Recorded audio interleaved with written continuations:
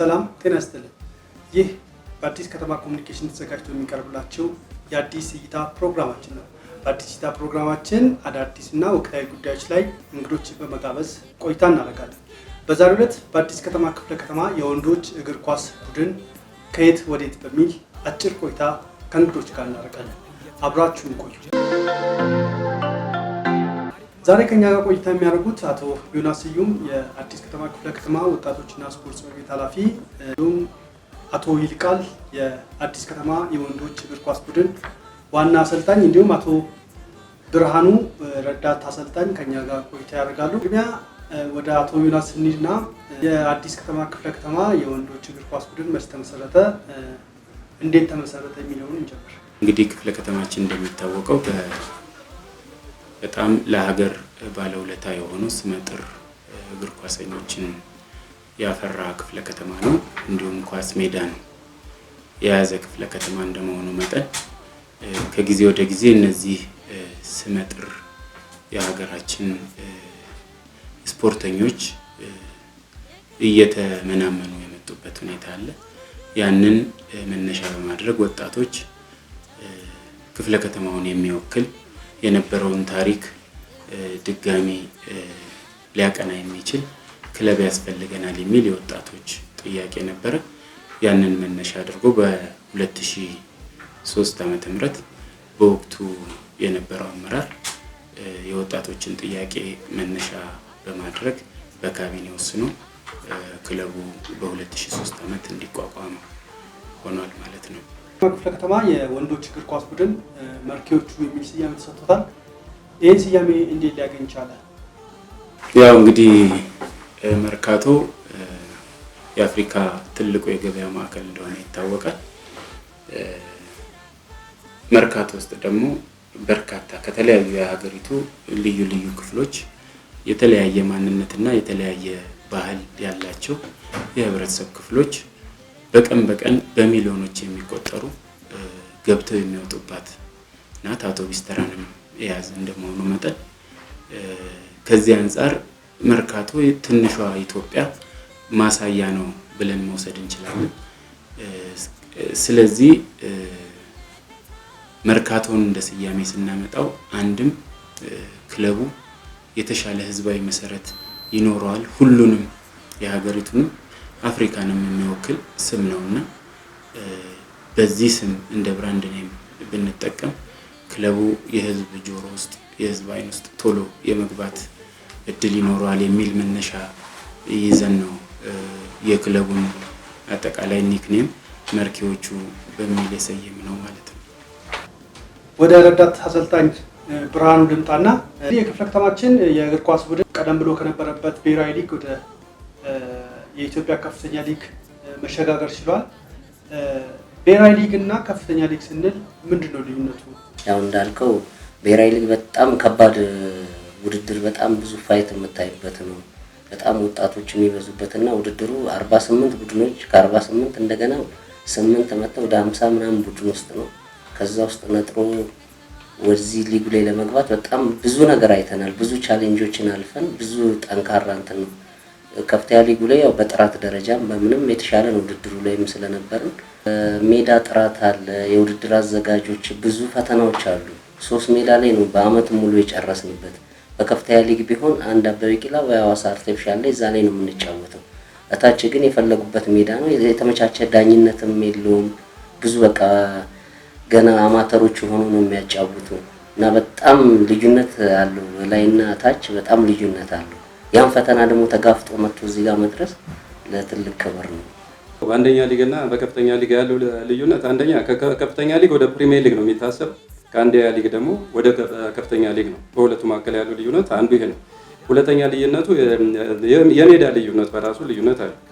ሐዋሳና በቢቂላ ላይ ነው በአርቲፊሻል ሜዳ ላይ ነው ስንጫወት የነበረው። ይሄ ግን ባልተመቻቸ ቦታ በማናውቀውም ሀገር ላይ ሄደን ተጫወተን ልዩነታቸው ማለት አይተናቸው ማናውቀው ሀገሮች በፋሲሊቲ ችግሮች ያሉት ከጥበቃ ጀምሮ በጣም አስቸጋሪና አሰልቺ ውድድር ነው። እንግዲህ የክፍለ ከተማችን የወንዶች እግር ኳስ ቡድን ወደ ከፍተኛ የኢትዮጵያ ከፍተኛ ሊግ ተቀላቅሏል። ይህ ድል እንዴት ሊገኝ ይቻላል? ያው ዘንድሮ አዲስ ከተማ ክፍለ ከተማ ወደ ከፍተኛ ሊግ አድጓል። በዚህ አጋጣሚ ያው የድርጅቱን የክፍለ ከተማውን አመራሮችም ሁሉንም ባለድርሻ አካሎችም ማመስገን እንፈልጋለን። እኛ ብቻችንን እዚህ ደረጃ ቡድን ልናደርስ አንችልም። ሰው ካልተረዳ፣ ሰው ካልተደገፈ ይሄ ቡድን እንደ ቡድን ሊሆን አይችልም። አዲስ ከተማ ክፍለ ከተማ ወደ ከፍተኛ ሊግ ሲገባ ዝም ብሎ እንዲሁ በቀላሉ አልገባም። ብዙ መስዋዕት ተከፍሎበታል። ብዙ ውጣ ውረዶች ነበሩት። አንደኛ ስንጀምር አካባቢ ጊዜውም ትንሽ ዘግየት ብለናል። ሁለተኛ አመራሩ ካጠገባችን ሆኖ በማበረታት በወቅቱ አስፈላጊውን ነገር በማድረግ ተመልሶ መግባት አለበት በሚል ተነስተን ነው። ይሄ ቲም ባለፈው ሲወርድ በጣም መጥፎ ሆኖ ወይም እንትኑ በጥቃቅን ስህተት ነው የወረደው። ከዛ ቁጭት ተነስተን በመስራት ያለውን ነገር በማስተባበር ጥሩ ነገሮችን መንገጫገጭም ገጥሞናል። በመካከል ለምሳሌ የመጀመሪያው ዙር የተጫወትነው ሮቤሌ ነው። 1-2 ጨዋታ አሸንፈን 3 ጨዋታ በመደዳት የተሸነፍንበትም አጋጣሚ ነበረ። በዛ ጊዜ ውስጥ ቆም ብለን ትንሽ ፈትሻን ያለብንን ችግር አርመን በመነጋገር ከዛ ወደ አሸናፊነት መጥተናል። በአንዲያው ዙር 17 ነጥብ ይዘን በሁለተኛነት ጨርሰናል። ሁለተኛ ግን ስንመጣም ድክመታችንን አርመን ካለው አካል ጋርም ተነጋግረን እንደገና ተነሳሽነት ፈጥረን ወደ 7-8 ጨዋታ ሳንሸነፍ ባለሳሳት ወደ 36 ወይ 37 ነጥብ ሁለተኛ ሆነን ከምድቡ አልፈናል። እዚህ ያው ቶርናመንት ላይም እንዳያችሁት ብዙ ውጣ ውረዶች ነበሩት። በጣም ከአወዳዳሪው አካል ሁላ በጣም ከፍተኛ ጫና ነበረብን። ውድድሩ የወጣው እንዳው ሰምታችሁት ይሆናል። በሚዲያም በምንም እንደተገለጸው አበበ ቢቂላ መደረግ ሲገባ ያ ሁላ ታጥፎ አዲስ አበባ ስታዲየም የተወሰኑ ክለቦች ለመርዳት ታስቦ ተደርጎ ግን እንደ ሰው ሳይሆን እንደ እግዚአብሔር ፈቃድም ሆኖ እንደኛም እንደ አመራሮችም እንደ ልጆችም ቁርጠኝነት ሆኖ ይህን ሁሉ በማድረግ ብዙ መስዋዕት ተከፍሎ አዲስ ከተማ ወደ ነበረበት ክብር ለመመለስ በቅቷል። እንግዲህ የእግር ኳስ ቡድን ወይም አጠቃላይ ስፖርቱ በህዝብ መደገፍ አለበት፣ ህዝባዊ መሰረት ሊይዝ ይገባልና ከዚህ ጋር በተያያዘ የአዲስ ከተማ የወንዶች እግር ኳስ ቡድን ህዝባዊ መሰረት እንዲይዝ ምን ስራዎች እየተሰሩ ይገኛሉ? አዲስ ከተማ ፉትቦል ክለብ እንደሚታወቀው እስካሁን በተጓዘው ጉዞ አጠቃላይ የመንግስት በጀት ላይ የተንጠለጠለ ነው። ህዝባዊ መሰረት ማድረግ ሊኖረው ይገባል የሚል የጋራ አቋም ይዘን እየተንቀሳቀስን ያለንበት ሁኔታ ነው ያለው። ይህን ለማድረግ ደግሞ የተወሰኑ ስራዎችንም እየሰራን እንዳለን ሊታወቅ ይገባል ማለት ነው። ዋነኛው ደጋፊ የማበራከት ስራ በስፋት እየሰራን ነው። አምና ከነበረው የደጋፊ ቁጥር አሁን ለፋይናል የነበረውን አይነት መመልከት ይቻላል። በርካታ ቁጥር ያለው የክፍለ ከተማው ደጋፊዎች ስፔሻሊ የኳስ ሜዳ አካባቢ ወጣቶች በጣም ክለቡ ትልቅ ደረጃ እንዲደርስ ያላቸው ፍላጎት የላቀ ነው። በተመሳሳይ አቻ ክለብም አለ ተመሳሳይ ሁለተኛው በህዝብ ተነሳሽነት የተፈጠረ የኛ አዲስ ከተማ የሚባል ክለብ እዛም ያሉ ደጋፊዎች ሁለተኛ ክለባችን ነው በሚል አዲስ ከተማን በጣም ህዝብ ውስጥ እንዲሰርጽ መርኪዎቹ ማህበረሰብ ውስጥ እንዲገቡ የማድረግ ስራ በስፋት እየተሰራ ያለበት ሁኔታ ነው ያለው።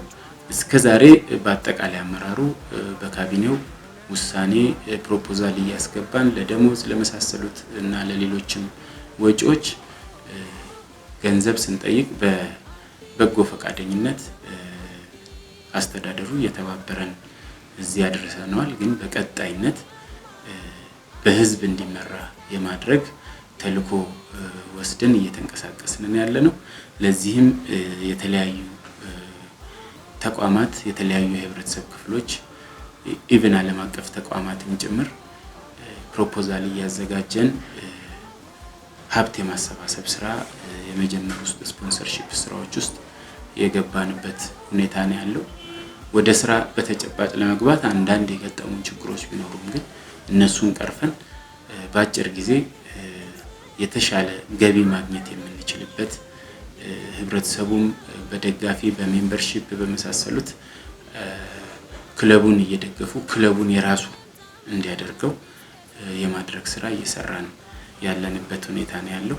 በአጭር ጊዜም የተሻለ ከትናንት ወዲያ ከነበረው የተሻለ ህዝባዊ መሰረት እየፈጠርን የደጋፊ ቁጥሩንም እያበራከትን በህዝብ ተወዳጅ የሆነ ክለብ ለመመስረት ጥረት እያደረግን ያለንበት ሁኔታ ነው ያለው። የእግር ኳስ ቡድኑ እንግዲህ በውጤት ታጅቦ አሁን የደረሰበት ደረጃ ላይ ደርሷል። በቀጣይ እንግዲህ የራሱ የሆነ ራዕይ ሰንቆ ይንቀሳቀሳል ተብሎ ይታሰባልና የእግር ኳስ ቡድኑ ቀጣይ ራዕይ ምንድን ነው? ያው ከአምናው ከነበረው ተሞክሮዎች አሉና ከፍተኛ ሊግ ከነበርንበት ማለት ነው። ስለዚህ አሁን ሊሰራ የሚገባው ነገሮች አሁን እንዲህ ነው እያልን ብናስቀምጣቸው ኮዘ ነው የተመሰረተ ነው። ስለዚህ እነዚህ ቻሌንጆችም ሊገጥሙ ስለሚችሉ በተቻለ መጠን የሚያስፈልጉት ነገሮች ተሟልተው የሚያስፈልጉ ግብአቶች ቀርበው የተሻለ ነገር ለመስራት ከነበርንበት አሁንም ወደ ተሻለ ቦታ ለመሄድ ያው የሁላችንም ኃላፊነት ነው። ተጫዋቾች ያው የተሻሉ ተጫዋቾች የተወሰኑ በቲሙ ላይ የሚካተቱበት ይኖራሉ። ያሉ ተጫዋቾች ላይ መቅረት የሚገባቸው ይቀራሉ። እነሱን ጨምሮ የተሻለ ነገር ለመስራት ያው እግር ኳስ ሂደት ስለሆነ ማለት ነው የተሻለ ነገር ለመስራት የዝግጅት ጊዜዎች ከውድድሩ አስቀድሞ የሚጀመሩበት ነገሮች እነዛ ነገር መስተካከል ይኖርባቸዋል። ተጫዋቾች ያው የሚቀርቡት የታወቀ ነው። ፋሲሊቲዎች እነዚህ መሟላት ይኖርባቸዋል። እነዚህን አድርገን የተሻለ ነገር ለመስራት እንሞክራለን። በመጨረሻም አቶ ዮናስ ማመስገን የሚፈልጉት አካል ካለ ወይንም በመጨረሻ የሚያስተላልፉት መልእክት ካለ እድሉን ደርሶ ልስጥ። የክለቡ የስኬት ጉዞ ላይ እዚህ ለመድረሱ በርካታ ባለድርሻ አካላት እጃቸው አለበት። ለመነሻ ሁሉንም ጠቅሶ መጨረስ በጣም ትንሽ ይከብዳል። ግን በዋናነት ላመሰግናቸው የሚገቡ በተለይ የጽህፈት ቤቱ ሰራተኞች፣ ቡድን መሪዎች ከምንም በላይ ደግሞ ሰፊ ጊዜያቸውን ሌላ ነገር ሳያምራቸው ራሳቸውን በዲሲፕሊን ገዝተው ክለቡ ውጤታማ እንዲሆን የክለቡ አመራሮች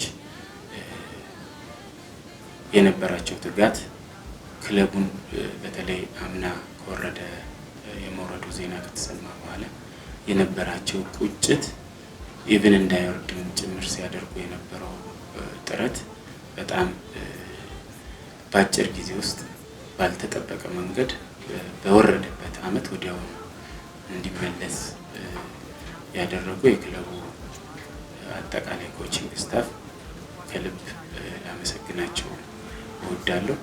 ከምንም በላይ ደግሞ ትልቅ ፓወር የሆነው የክለቡ ከቅርብ ጊዜ ወዲህ እየተበራከተ የመጣው ደጋፊያችን የተሻለ ውጤታማ ለመሆኑ የራሱ ጉልህ አስተዋጽኦ አበርክቷል። በዚህም የተለያዩ ማህበር ለመመስረት የመሳሰሉት የሚደረጉ ፍላጎቶች፣ እንቅስቃሴዎች ተጠናክረው መቀጠል መቻል አለባቸው። እስካሁን የደጋፊ ማህበር እንኳን ሳይኖር የደጋፊ ማህበር ካለው ክለብ በላይ በጣም ተጽዕኖ የሚፈጥር ደጋፊ እንዳለን በአጭር ጊዜ ማህበረሰብ ውስጥ መስረጽ የሚችል ህዝባዊ ክለብ እንደሆነ የበቀደሙ የፍጻሜ ጨዋታ አይቶ መመስከር የሚቻልበት ሁኔታ አለና ለደጋፊዎችም ማመስገን እወዳለሁ።